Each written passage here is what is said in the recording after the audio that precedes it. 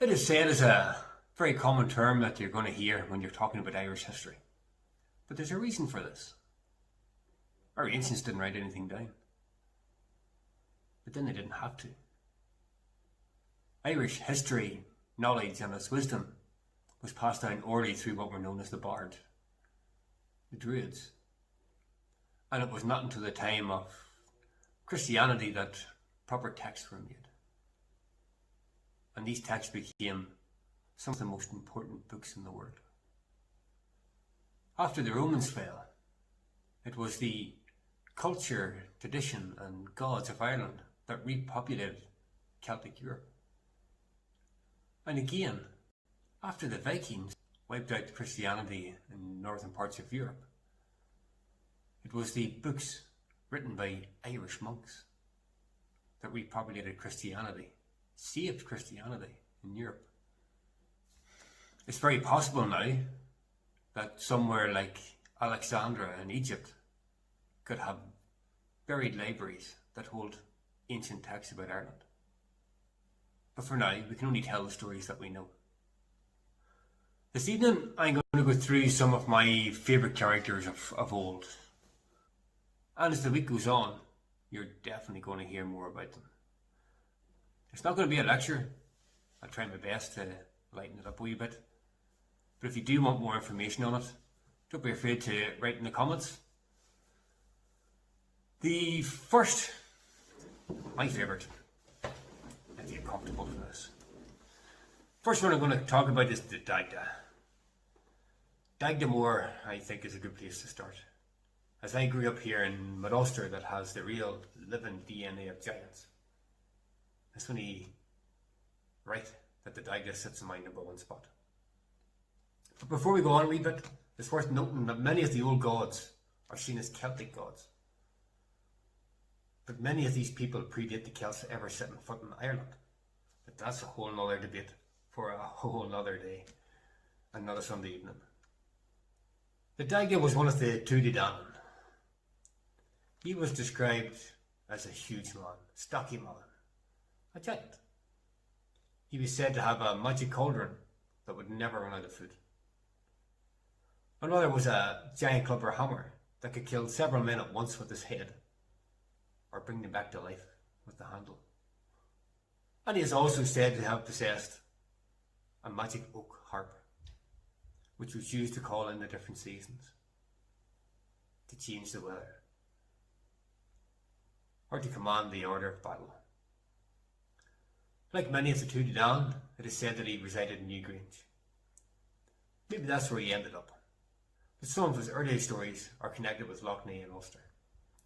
And as Ulster is the location for the earliest settlers in Ireland, it would make sense for the likes of the two Danann or the Fomorians to be heavily connected with the more northern Ulster region. They came in at Mount Sandal in Coleraine, went up the River Bann into Lough Neagh. They also went up the sides of the slopes of the Sperrins, building fantastic monuments as they went. Before the four provinces that we see now, Ulster, Munster, Connacht and Leinster, there were two provinces.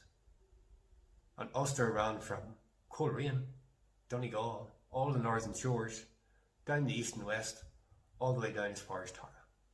But as Dagda is one of the giants, maybe Dagda is the ground zero for the giant genome at Ulster. Now wouldn't that be nice? As we're talking about the two Danann, it wouldn't be right not to talk about the Fomorians. They were known as a seafaring race, a pirate race, supernatural race, and said again to come out of the Mediterranean area. It's more likely that the Fomorians and the two Danann were early Greeks, because it's also said that they knew each other's language when they met in battle. The Fomorian Valar has had a huge influence in modern day popular culture, and you see him all the time and you don't even realise it. From this dude, it's pretty wee to be a Fomorian giant, but it's a pretty cool outfit. Or maybe Like most of the kids who are going to be doing their exams next year after this COVID hopefully dies down a bit. You shall not pass! You're getting closer to the great man himself. This is about right. But now you begin to see where the ancient gods of Ireland have influenced Celtic, Christian and modern culture. A process that's been happening for over 2,000 years. He is said to have been a giant with one eye that could kill you with a glance. And out of this came the stories of the Cyclops. But his eye was not a result of magic or supernatural activity. It was an accident where part of a druid's potion got into his eye, and the reaction was to turn it deadly. He was also radiant with fire and had several magical weapons. And though a formidable man, it is said that he had died at the hands of his grandson. And in the second battle between the Tuatha Dan and the Fomorians, his grandson Lua slungshot a rock through his eye, and Balor fell dead. Yeah, I know what you're saying, Hugh. How could a Fomorian be the grandfather to the Tuatha Dan? They're two separate races. And that story itself is pretty funny. Ish. But one for another day. But there are many examples of breeding between the Fomorians and the Tuatha Dan, and it only gives more credit to that they were from the same area in the Mediterranean. Anyhow, it's not a movie I'm making tonight. Well, these stories wouldn't make very good movies. So if you're listening to Netflix, good man to speak to about this. Johnny Depp. How can you not like Johnny Depp? Everybody likes him. Nearly. Almost. I quite enjoyed this movie. You can give a wee thumbs up in the comments if you enjoyed it too. But like most things in modern American horror, there's an Irish man behind it. The Headless Horseman is properly known as the Dullahan. He was also a very smart demon, and he kept up with the times. Originally he rode around the country on his black horse, seeking out those about to die. But after the invention of the wheel and horse and carriage, he upgraded. And there's nothing wrong with that, you can upgrade if you want. And he started to drive a carriage. At times you see the Dullahan carrying a pumpkin head. Now, that's just a mixed mash of the old Irish stories that went to America. The Pumpkin Man, Stingy Jack, is a whole different story. I don't think it should be mixed up in the story of the Dullahan. It makes his character look cartoonish. Back to the Dullahan. Unless you had some gold in your pocket, you couldn't stop him. If he stopped writing and called your name, you're fecked. There are even stories right across Ireland of the noise of the Dullahan driving people mad to the point of suicide. Some other accounts have it that the Banshee rides along with him. And the noise that made was bound to have been fierce right across the countryside, on the roads and through the forest. And it's any wonder it drove people mad. But you can only feel for the poor Dullahan as well, because if you had a backseat driver who was loud as a banshee, you might be too seeing yourself. But we'll definitely hear a wee bit more about him as we go through the week. Durdua. That's an Irish name connected to blood or bloodsuckers, or I think you know where I'm going to here. This is of a female demon that to this day still haunts graveyards across Ireland. Now these vampiresses, is that right? Is that the right way to say it? Don't care. These female demons are not being mixed up with the real original vampire, who we will definitely be talking about later this week. There are records of these vampiresses in Wexford, Tyrone. Different graveyards right across the country. The main man though, just don't even go there. Just a little better. Arbarta was the world's first vampire. But he had a beautiful wife. And very little is known of her after his demise. But maybe, just maybe, the beautiful wife who so many warriors died to protect eventually followed in Alberta's footsteps. But now you're beginning to see a wee bit of a trend here, that these gods and demons of Ireland are known around the world, just under different names. And these guys and gals have been about for a very long time. We'll go for an odd one now. How's about changelings? Oh, ugly babies.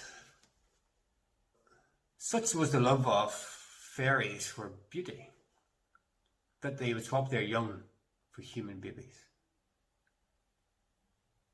Or at times they would swap the very old so that they could live out their end of days in comfort, swaddled to death by a human.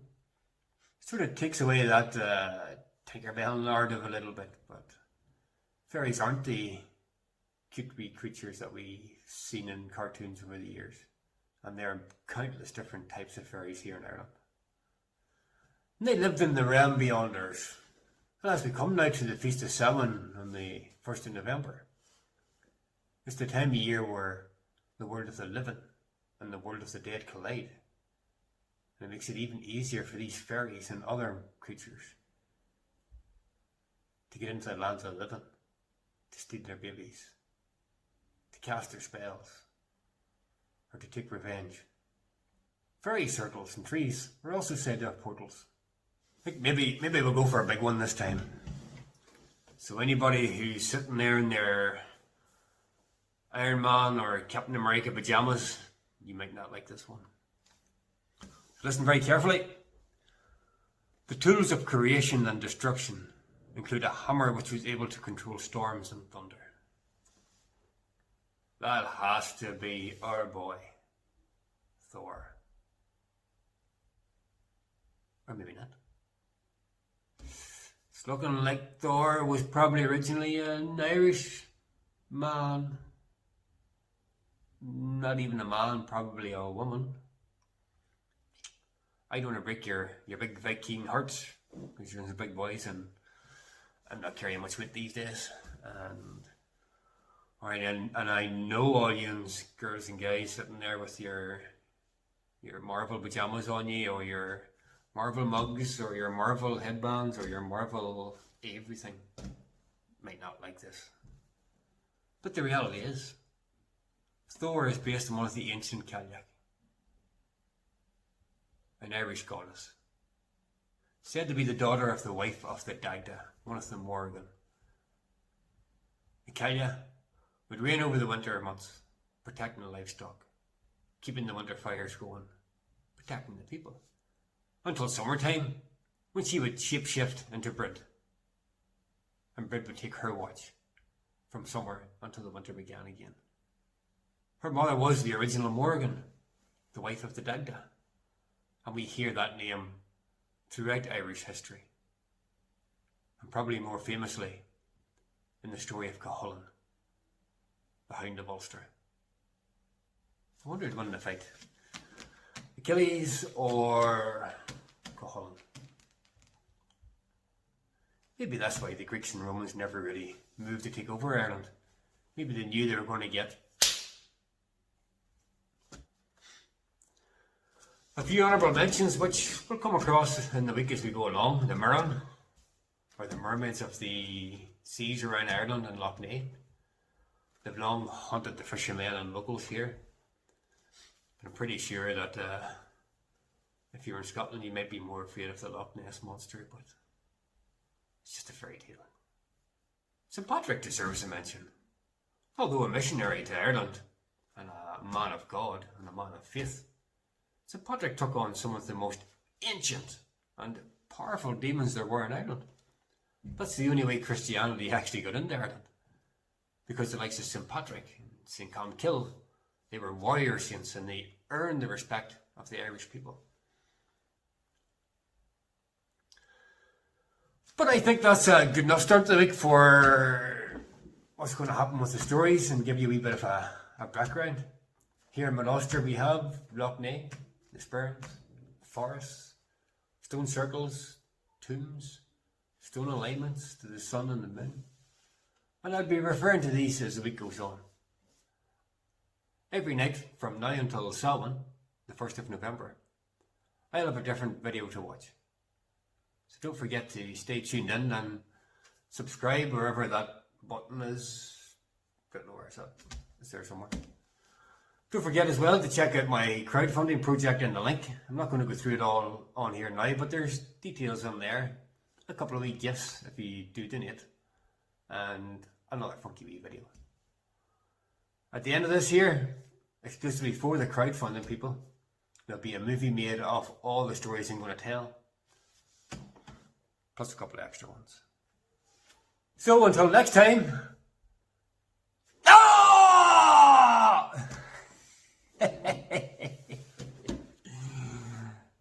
I'll not do that again. It's okay. Stay safe.